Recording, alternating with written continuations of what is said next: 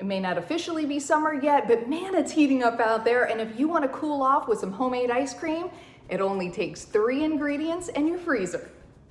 To make this creamy and delicious, no churn 3-ingredient ice cream, start by pouring heavy cream into a large bowl.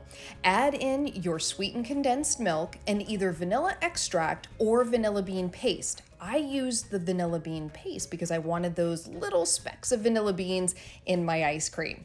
And then start with your hand mixer at a slow speed, and then as it starts to thicken, turn it up, and that way you'll reduce the splashing a little bit.